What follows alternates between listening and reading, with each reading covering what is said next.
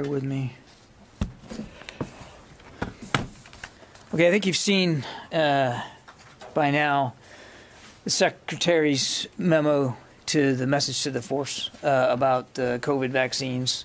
That's public now, so I'm not going to reread it for you. I think you all can get the gist of it. I would just point out that there's sort of three elements here to it. One is that that he will request approval from the president for a waiver to make the COVID vaccines mandatory by mid-September.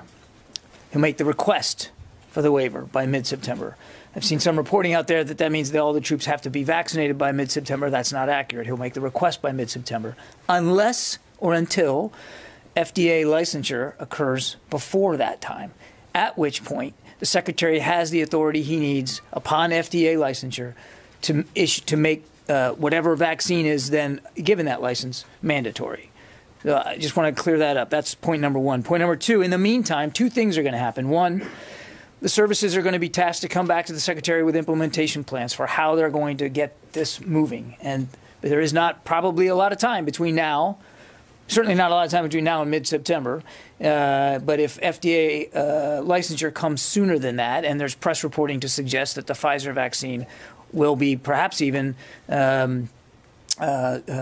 completely approved by the end of this month. So the services have a fair but limited amount of time to come back to the Secretary with their implementation plans for how they would go about mandatory vaccines for all their personnel. We have to understand, of course, that they have their own deployment schedules, their own manning constructs, their own differences in unvaccinated numbers. And so we're going to be respectful of that. The second thing that will happen in the meantime is that we are going to be developing policies to comply with the president's direction that the unvaccinated will have to be subjected to certain requirements and restrictions. I don't have the details for all that today.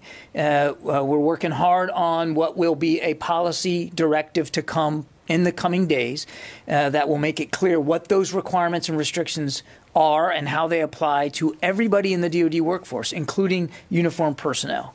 And then the last thing that I'd say about this memo is, and I hope you caught towards the end of it, where the Secretary says we're going to watch the trends closely.